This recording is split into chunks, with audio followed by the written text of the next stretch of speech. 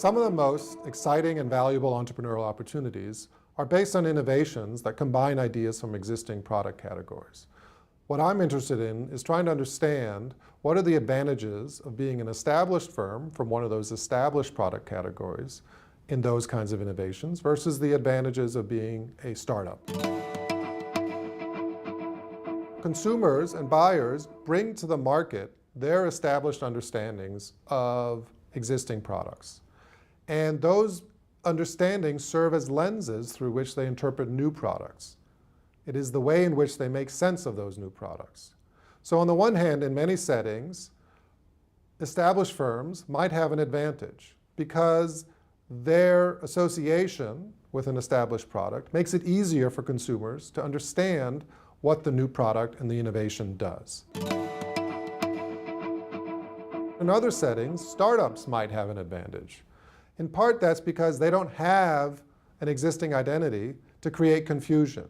Because sometimes what happens is that the new product is sufficiently different from the existing products that if you try to interpret it through the existing product lenses, you're going to misunderstand and you're not going to see the potential of the product. When established firms are trying to move into a new market, so for example, they come up with a new innovation in their labs, they face a challenge, which is consumers already associate us with our existing products. And so how do we now think about getting them to understand the product that we're offering?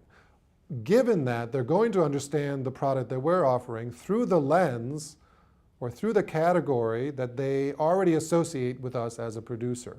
So if I'm Nikon and I produce a digital camera, people are going to understand the digital camera in terms of their understanding of me as a producer of film cameras. So what they're going to bring to bear on that is, how does a film camera work? What does it do for me?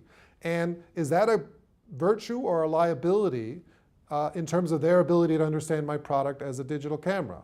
If I'm Nikon, it's probably an advantage, and in fact, that's what my research shows. It is an advantage. But if I am HP, it's actually a disadvantage, right? Because when I'm HP, you look at me and you think computer.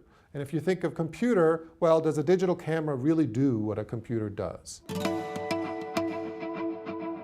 One of the mistakes I think that a lot of entrepreneurial firms make in that kind of situation is they make appeals to a lot of different product categories at the same time. So they say, our product is a little bit like this, and it's a little bit like that, and it's a little bit like that. It combines the best elements of all these different kinds of things together. What the research shows, though, is that when you combine lots of different elements from lots of different categories together, what it creates in the mind of the buyer or the consumer is confusion. And when they get confused, they ignore you. And so it can be a problem for an entrepreneur to have this kind of confused identity, when in fact it could be an advantage to have a much more crisp and clear identity going into the market.